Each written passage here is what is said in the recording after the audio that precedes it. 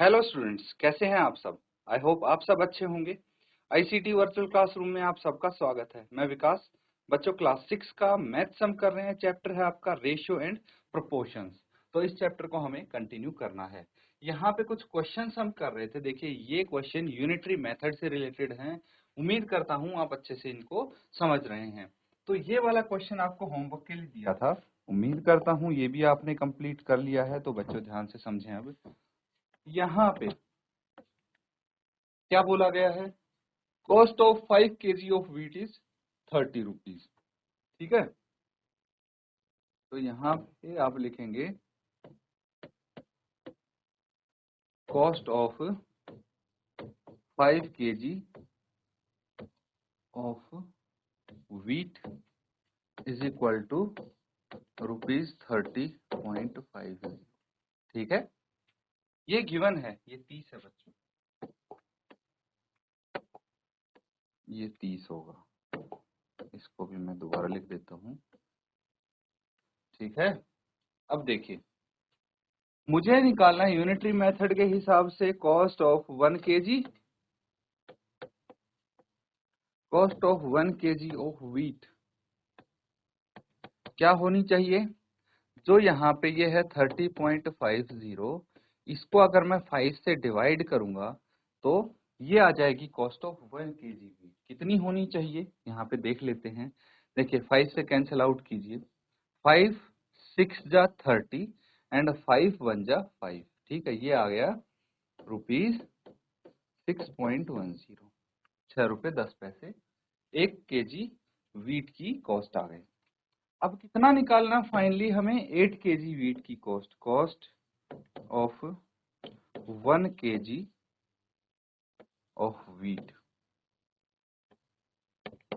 Is equal to, यहाँ पे 1 नहीं, फाइनली हमें 8 kg निकालना है तो 8 आ जाएगा। तो ये होगा ₹6.10 इंटू 8। 8 से इसको गुना कर देंगे, कितना आ जाएगा? 0 as it is, 8 as it is. यहाँ पे 8 इंटू 6 48।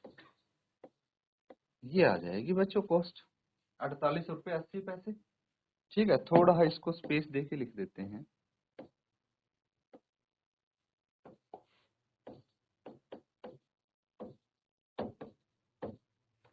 और यहाँ पे लिख दो therefore cost of 8 kg of wheat is ₹48.80। बस नोट कर लेंगे, फर्स्ट पार्ट कंप्लीट हो गया।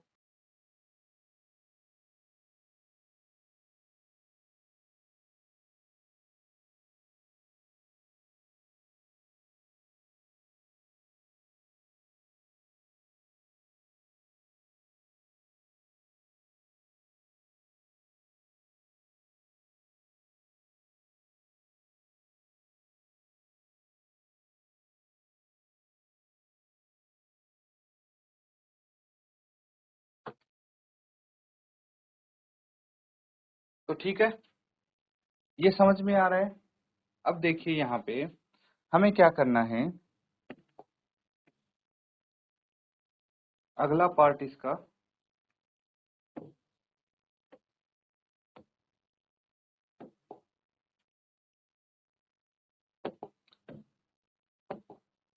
ये होगा in rupees 30.50 quantity of wheat can be purchased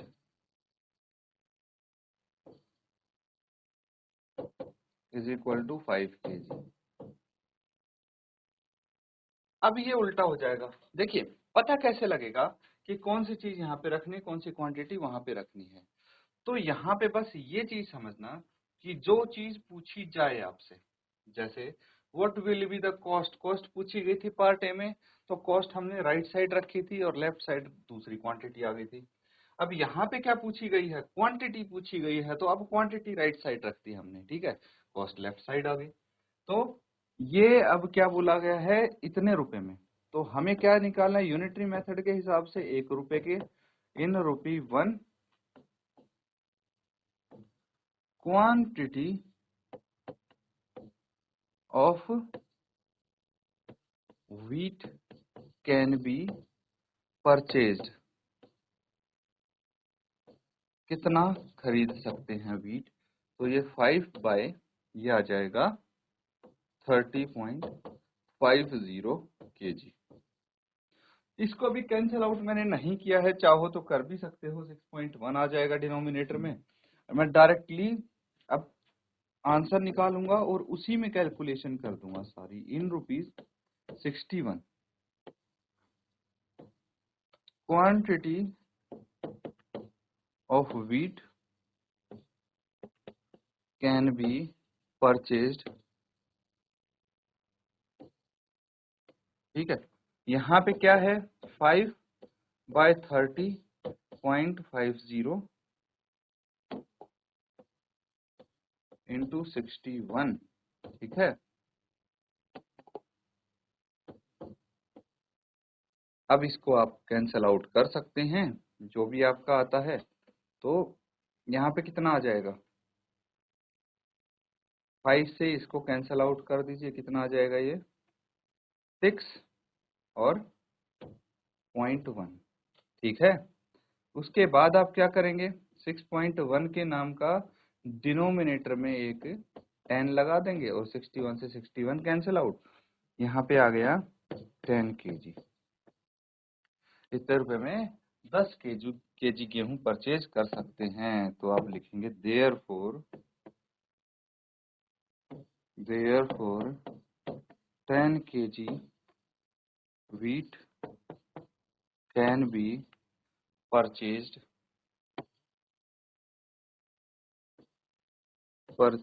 in ₹61, 61 रुपए में 10 kg गेहूं खरीदा जा सकता है। नोट कर लेंगे इसको।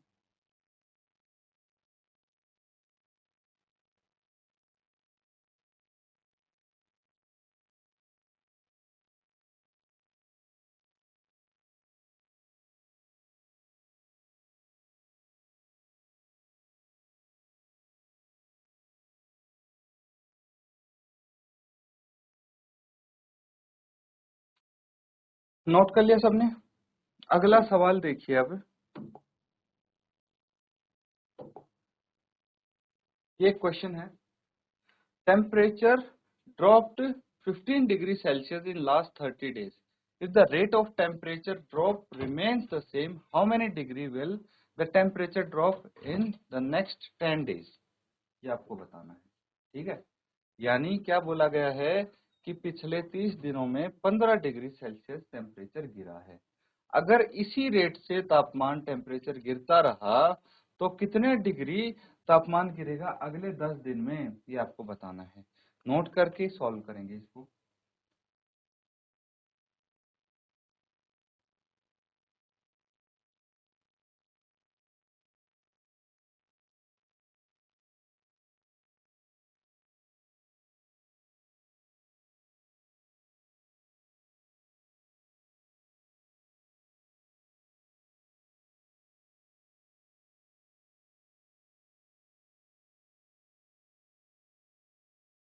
तो इसको सॉल्व कर लेते हैं। देखिए यहाँ पे क्या गिवन है आपको, temperature drop in last 30 days, ये लिख लेंगे। Temperature drop in last 30 days, पिछले 30 दिन में टेम्परेचर कितना ड्रॉप हुआ है, 15 डिग्री, ठीक है। अब देखो यहाँ पे हमने क्या किया है, यहाँ पे हमने ऐसा कुछ किया है कि ये जो डेज है, नंबर ऑफ डेज है, ये लेफ्ट साइड में लिखा है और डिग्री जो है वो राइट साइड में लिखा है। क्यों? क्योंकि आपसे यही पूछा गया है कि कितने डिग्री तापमान गिरा है अगले 10 दिन में। तो जो पूछा जाए वो राइट में लिखते हैं ताकि आपका आंसर आ जाए। अब टेम्परेचर ड्रॉप इन 1 डे, एक दिन में कितना गिरता टेम्परेचर 15/30। ठीक है, कैंसल आउट अगर इसको करेंगे तो ये 1/2 डिग्री आ जाएगा। ठीक है, अब टेम्परेचर ड्रॉप इन 10 डेज, 10 दिन में कितना गिरेगा 1/2 इंटू 10, कैंसल आउट कर लीजिए, ये आ जाएगा 5 डिग्री। ठीक है, तो फाइनली आप स्टेटमेंट लिखेंगे देयरफॉर 5 डिग्री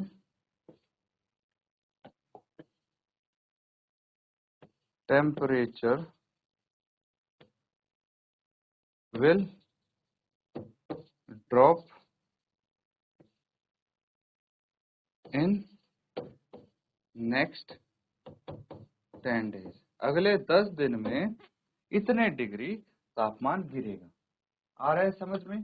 चलिए फटाफट इसको आप नोट कर लेंगे।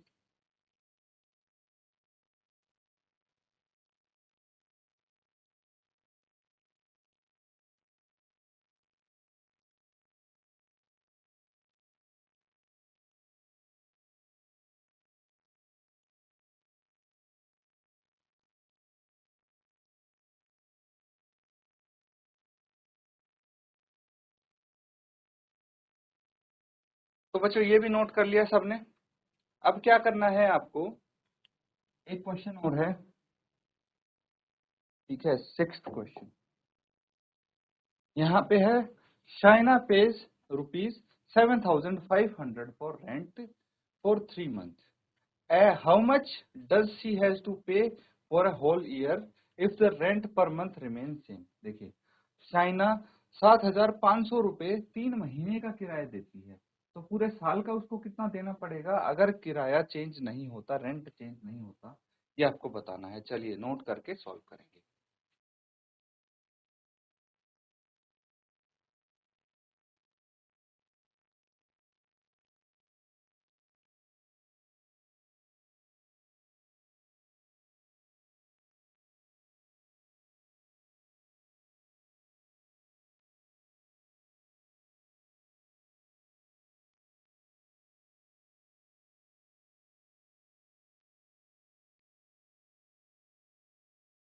तो चलिए इसको नोट करेंगे। अब देखिए, आप बताएंगे मुझे कि यहाँ पे राइट साइड में कौन सी क्वांटिटी आएगी। ठीक है, टाइम आएगा या फिर मनी आएगा। तो पूछा क्या है, वहां पे चल के देखते हैं। How much has she has to pay, तो पूछा गया है कितना अमाउंट देना है, तो जो अमाउंट पूछा गया इसलिए अमाउंट को राइट साइड में लिखेंगे और टाइम को लेफ्ट साइड में हम नोट डाउन करेंगे। तो इसको फटाफट कुछ इस तरह से हम लिख सकते हैं,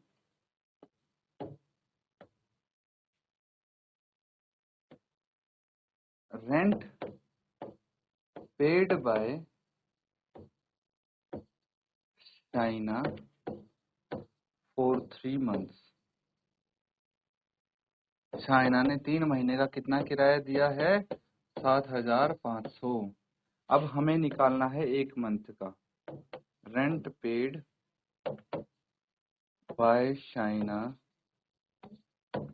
फॉर 1 month।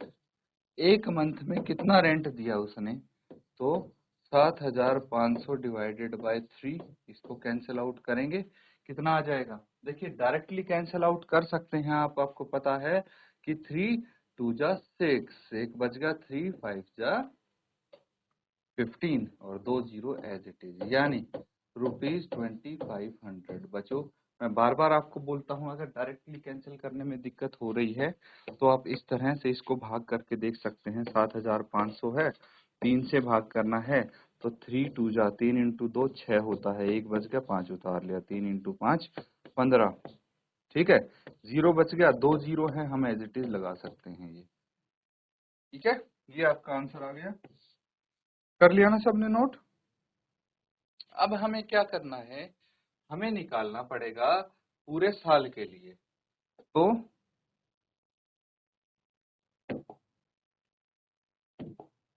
यहाँ पे देखिए, एक साल में कितने मंथ होते हैं there are 12 months in a year.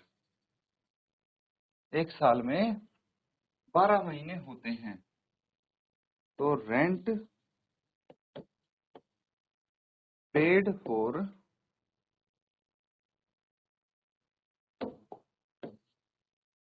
Bye Shania for 1 year. एक साल का पूछा है, तो एक साल में 12 महीने होते हैं, इसीलिए हम इसको 2500 को 12 से मल्टीप्लाई कर देंगे। क्या आंसर आएगा आपका?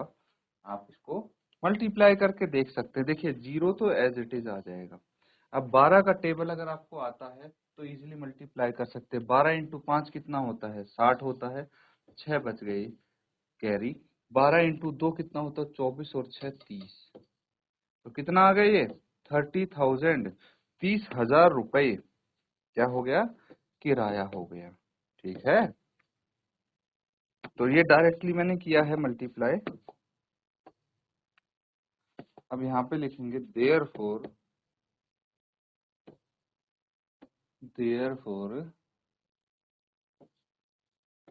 Shania paid ₹30,000 for whole month. ठीक है, होल ईयर नोट कर लीजिए।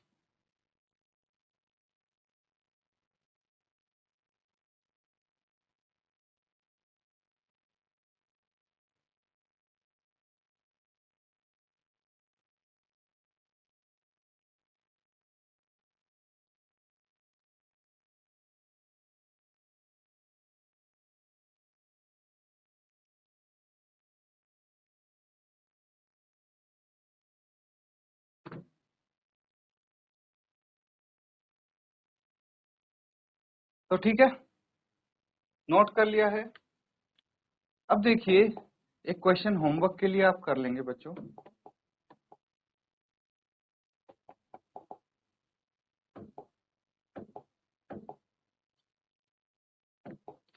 ये है, ये होमवर्क में करके लाना है आपको। क्या बोला गया है? Cost of 4 dozen banana is ₹60। How many banana can be purchased for ₹12.50।